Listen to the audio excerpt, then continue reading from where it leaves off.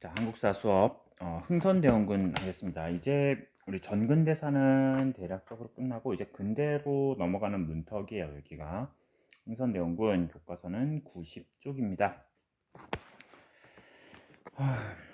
자,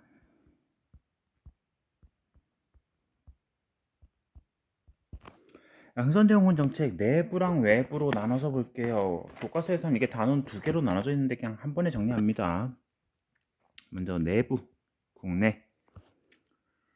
국내에서는 정치면하고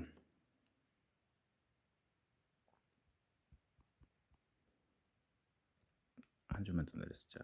자, 경제 부분하고 나눠서 공부를 합니다. 정치에서 원래는 그 당시 흥선대원군 등장할 때까지 세도 정치가 지속되고 있었어요. 뭐 안동 김씨 이런 사람들이 중앙에서 왕이 있는데도 불구하고 이 사람들이 비변사를 중심으로 권력을 완전 장악하고 있었다고 했지. 자, 이들은 안동 김씨 같은 이 세도 가문들은 왕이 똑똑한 사람이 되면 안 돼. 왕은 좀 둔하고 좀 멍청하고 정치적 감각이 없는 사람이 돼야 돼. 그래서 이 사람들이 왕족 중에 똑똑한 사람들을 되게 견제를 많이 했대. 그때 흥선대원군, 본명은 이하응입니다. 이하응은 이 욕심이 있어요. 이 세도 가문들의 이 횡포에 대해서 없애버려야 되겠다는 욕심은 있는데 자기가 힘이 없거든. 괜히 내가 내 야욕을 드러내고 내 능력을 드러내면은 죽을지도 몰라. 그래서 흥선대원군의 선택은, 이하응의 선택은 상갓집 개라고 하거든. 뭐 결혼식 아니면 뭐 장례식 이런 거 있으면 무조건 가서 밥 얻어먹고 뭐 노름판에 가서 노름하고 맨날 술이나 먹고 놀러 댕겨. 그래서 세도 가문들이 이 사람은 상갓집 개다 이러면서 무시하고 좀 경계를 안 했어. 근데 그때 이하응은 칼을 갈고 있었죠. 그리고 철종이라는 왕이 죽자마자 이하응은 대왕 대비를 찾아갑니다. 왕실의 가장 큰 어른. 이 사람한테 가서 왕이 죽었는데 세도 가문을 끝내야 된다. 그러니까 내 아들을 왕으로 삼아달라. 내가 이 세도 가문의 독재 없애버리겠다. 그래서 이하응의 아들이 왕이 됩니다. 이 사람이 왕이 된 건 아니에요. 그 아들이 바로 고종이라는 사람이에요. 이하응은 이제 왕의 아버지야. 그래서 왕의 아버지가 왕이면 그냥 왕이라고 하는데 왕의 아버지 중에서 왕이 아니었던 사람. 그러니까 자기 뭐 큰아빠가 왕이었고 큰아빠가 아들을 못 낳아서 그 이제 조카가 왕이 되고 뭐 이런 경우들. 그러니까 왕의 아버지인데 왕이 아니었던 사람들을 대원군이라고 불러. 그러니까 대원군이라는 거는 여러 명이 있습니다. 조선시대 때. 근데 흥선대원군은 그 많은 대원군들 중에서 유일하게 살아 있을 때 대원군이 된 사람이야. 흥선대원군이. 자기 아들이 왕이 됐는데 아버지는 왕이 아니었고 살아 있는 거죠. 자, 그렇게 흥선대원군의 시대가 열립니다. 고종은 아직 어렸거든. 그래서 흥선대원군이 권력을 장악해요. 이 사람은 세도 정치를 없애기 위해서 왕권 강화를 실행해요. 왕권 강화. 일단 외척 세력을 아웃시킵니다. 특히 당시 가장 문제가 됐던 세도 가문 안동김씨 아웃. 뭐 전부 다 내쫓은 건 아니죠. 안동김씨 중에서도 괜찮은 사람은 뭐 남겨주긴 했지만 대부분의 안동김씨들이 이렇게 권력에서 밀려나게 됩니다. 다음 권력의 온상지 세도 정치 시기 이 비변사 이게 항상 문제가 됐었죠. 비변사를 다시 옛날 조선 초기에 의정부 육조체제 또 삼군부 이거 조선 초기로 되돌립니다. 자, 그리고 법을 만들어요. 우리 앞에서 정조가 대전 통편 만들었다 했지. 그걸 다시 대전 회통 경국대전, 속대전, 대전 통편 모두 모아서 만든 법입니다. 자, 그럼 우리 조선의 법전 다 했어요. 경국대전 성종, 속대전 영조, 대전 통편 정조, 대전 회통 고종 흥선대원군 때. 다음에 흥선대원군은 왕실의 권위를 살리고 싶어. 잃어버린 왕실의 권위를 세워야 되겠다. 그래서 임진왜란 때 불타버렸던 조선의 궁궐이 있습니다. 바로 경복궁. 그러면은 경복궁이 불타버렸으면 조선의 왕들은 그동안 어디에 있었냐? 경복궁을 다시 세우지 못하고 창덕궁이라는 궁궐에서 계속 생활을 했어요. 조선 왕들이. 근데 흥선대원군은 이 경복궁을 다시 만들자. 왕실의 권위를 보여주자. 왕실의 권위를 위해. 근데 이 궁궐을 대규모 공사를 하려면 뭐가 필요하다? 결국엔 돈이 필요하겠죠. 돈. 그래서 처음에는 원하는 사람만 납부하는 원납전이라는 거를 내게 됐어요. 기부금이었어 처음에. 근데 이 경복궁을 중건하다가 한번 경복궁 중건하는데 불이 나 버립니다. 그래서 공사했던 게 다 날아가. 자, 그렇게 되자 이제 강제로 걷어요. 그래서 이 원납전의 원이 처음에는 원하는 사람만 납부하는 원납전이라고 했는데 나중에는 백성들이 풍자해서 이 원망할 때 이 원자라고 막 자기들이 풍자하기도 했었습니다. 좀 이따 교과서에서 볼게요. 원납전이란 걸 납부했고 또 고액화폐, 당백전이라는 화폐를 발행합니다. 시중에 고액화폐가 풀린다. 만약에 지금 대한민국 사회에 막 1,000만 원짜리 지폐가 풀려 갑자기. 그러면 인플레이션이 옵니다. 물가가 엄청 많이 올라가게 돼요. 고액화폐가 만들어지면은. 그러니까 1,000만 원짜리가 막 엄청 많이 풀려버리는 거야 시중에. 그러면 사람들이 1,000원짜리, 만원짜리는 쓸 일이 없겠지. 1,000만 원짜리를 막 지갑에 넣고 다니니까. 그러면서 물가도 같이 올라가 버리는 거죠. 자, 다음에 당시 백성들을 엄청나게 괴롭히던 교육기구가 있어요. 원래는 교육을 위해서 만들고 유교 제사를 위해서 만든 기구였는데 면세 면역의 특권을 누리면서 백성들을 괴롭히던 부패 온상지 이 서원이라는 게 있는데 서원을 정리합니다. 전국에 47개만 남기고 더 이상 백성들 괴롭히지 마라 하고 정리를 해버려요. 물론 백성들은 서원 정리를 환영합니다. 하지만 유생들의 엄청난 반발을 초래해요. 양반 유생들이 화가 나죠. 자, 다음에 경제는 세도 정치 시기에 삼정의 문란 얘기했었지 우리 앞에서. 삼정의 문란을 민생 안정을 위해 노력을 했습니다. 삼정이라는 거는 전정, 군정, 환곡이 있었어. 그치? 전정, 군정, 환곡이 있었는데 전정, 양전사업, 토지를 전부 다 재조사합니다. 전국의 토지 전부 다 재조사해서 양반들이 숨긴 토지 이런 거 다 찾아냅니다. 다시. 그리고 세금을 똑바로 걷자 이렇게 됩니다. 다음 두 번째 군정. 앞에서 우리 저번에 얘기했어요. 16살에서 60살까지만 군포를 내야 되는데 16살이 안 된 애기들이나 60세가 넘은 뭐 노인 아니면 죽은 사람까지 군포를 매겼죠. 그게 문제가 되는데 그러지 말자. 호포제로 간다. 똑바로 16에서 60세만 내. 근데 누구도 내야 되냐. 앞에서 영조가 균역법 실시할 때 원래 하려다가 못했던 겁니다. 바로 양반도 군포를 내게 합니다.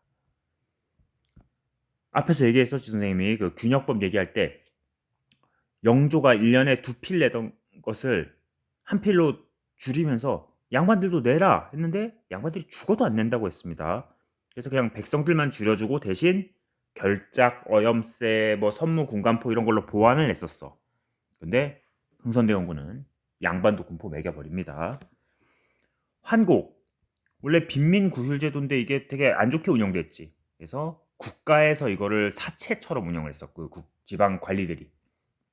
그래서 그러지 말고 사창제라 해서 지방 관리들의 그 사채가 아니라 개개인 그 마을마다 좀 유력 인사들이 좀 덕망 있고 이런 사람들이 운영을 해라. 그래서 백성들을 좀 억울한 사람, 좀 가난한 사람들 도움을 줘라. 사창제입니다. 흥선대원군의 내부 정치였고 다음 외부로 봅시다. 당시 시대 상황은 어땠느냐? 서양 세력들이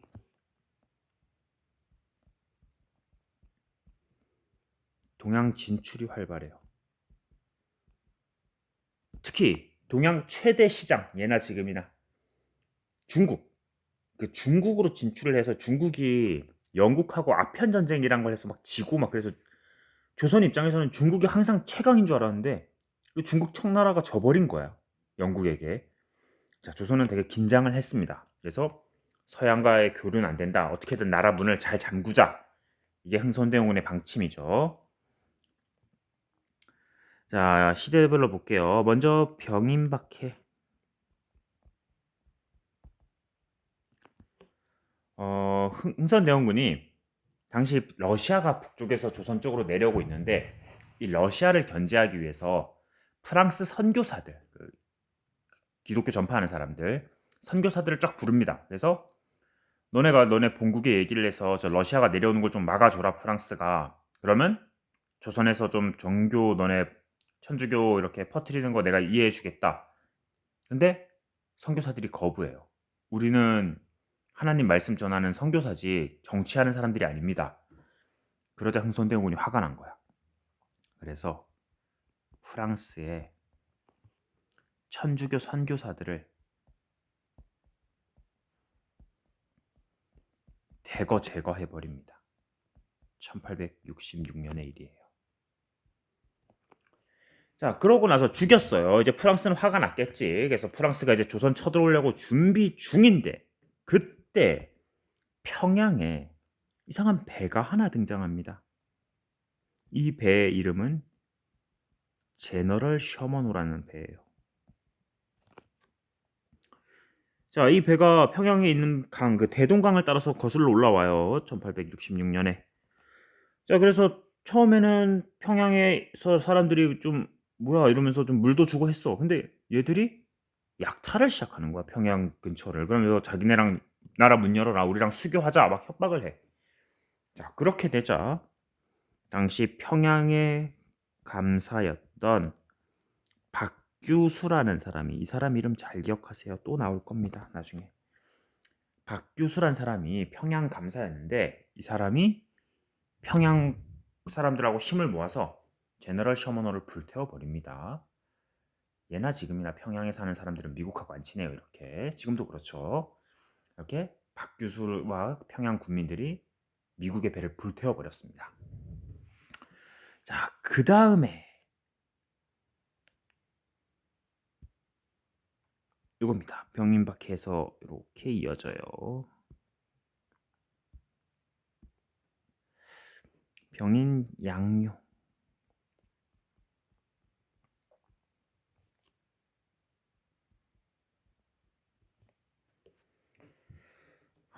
이거는 프랑스가 화가 난 거예요. 프랑스가 쳐들어와요. 조선으로. 너네 왜 우리 선교사 죽였어? 하면서 쳐들어온 거죠. 강화도로 쳐들어옵니다. 당시 강화도에서 한성근, 양언수 같은 장군들이 열심히 항전했고 결국 프랑스를 격퇴합니다. 이때 프랑스가 근데 아무래도 뭐 격퇴했다고는 하지만 우리나라가 피해는 더 커요. 근데 우리나라 결사항전을 내서 그냥 돌아간 거죠. 그래서 이때 가는 길에 강화도에 보관 중이던 외교장각 도서들을 약탈. 우리나라의 보물 창고를 약탈해요. 그러니까 조선은 옛날부터 우리 몽골 침입 때도 강화도, 병자호란 때도 강화도. 그런 식으로 항상 강화도는 최후의 보루, 가장 안전한 곳 이렇게 생각을 했어. 그래서 조선 왕실의 보물들을 역사적인 기록 이런 보물들을 물론 서울에도 놔두지만 강화도에다 갖다 놨거든. 이게 쳐들어오면 강화도로 도망가야 되니까. 근데 그거는 그동안 우리나라에 쳐들어왔던 애들이 기마 민족일 때 얘기고 이번에 쳐들어오는 서양 세력은 배를 타고 오잖아. 그러니까 애들은 배를 타고 오니까 강화도가 최후방이고 가장 안전한 지역에서 최전방으로 바뀌어버린 거야. 서울로 가는 길목이거든 강화도가. 그래서 그곳에 있던 보물창고 외교장각 도서들이 약탈당합니다. 자, 그리고 이어서 독일 사람 오페르트라는 사람이 있는데 이 사람이 나라 문 열어라 조선 우리랑 교류하자 하면서 계속 얘기를 해요. 근데 조선이 안 받아들여. 조선은 그냥 무조건 우리는 쇄국 정책, 우리는 나라 문 잠그고 우리끼리 살 거야. 그러니까 오페르트가 화가 나서 1868년에 흥선대원군의 아버지 이름이 남연군이었거든. 죽었어요, 이 사람은 이 시대에. 근데 그 무덤을 도굴 합니다. 막 가서 남연군 묘를 도굴해서 거기에 있는 시체 가지고 조선 사람들은 효심이 뛰어나니까 남연군의 묘에 있는 시체 이런 거 가지고 있으면은 흥선대원군이 나라의 문을 열 것이다. 개화를 할 것이다. 그래서 도굴을 하려다가 실패했어요. 그 동네 사람들이 이걸 먼저 눈치를 채서 막아버립니다. 흥선대원군이 이걸 알고 정말 화가 났을 거예요. 효도를 중요시하는 조선에서 이건 말이 되냐 저 오랑캐 놈들이. 흥선대원군이 엄청나게 화가 나는 그런 사건입니다. 그 다음 신미양요.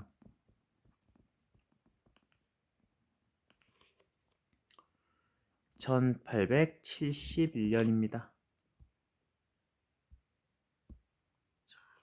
이게 이어지는 거예요. 앞에서 평양에서 불타버렸잖아, 제너럴 셔먼호가. 미국이 한참 찾았어. 대체 얘 어디 갔냐, 제너럴 셔먼호. 갑자기 왜 사라졌지? 그러다가 조선에서 불타버린 걸 알게 된 거야. 미군이 쳐들어옵니다. 역시 강화도로 쳐들어와요.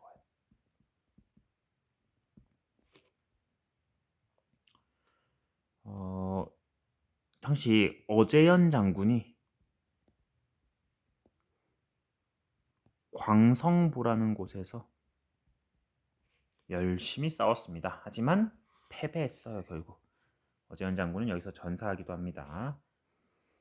그래서 미군이 자기네가 이겼는데 조선 사람들이 너무 격렬하게 싸우고 정말 열심히 싸웠대. 뭐 그 기록에 따르면은 미국이 남북 전쟁에서 썼던 총알보다 이 신미양요에서 더 많은 총알을 소비했대. 물론 미군은 별로 죽진 않았습니다. 조선 사람들은 엄청 많이 죽었는데. 자, 그래서 미국이 이때 돌아가게 됩니다. 스스로.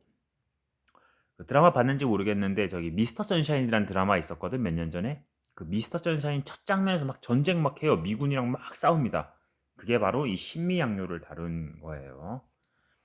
자, 신미양요에서 조선은 졌지만 어쨌든 미군은 돌아갔습니다. 그러자 흥선대원군은 우리는 나라의 문을 열심히 잠그고 끝까지 저 서양 오랑캐와 통상하지 않겠다는 의지를 알립니다.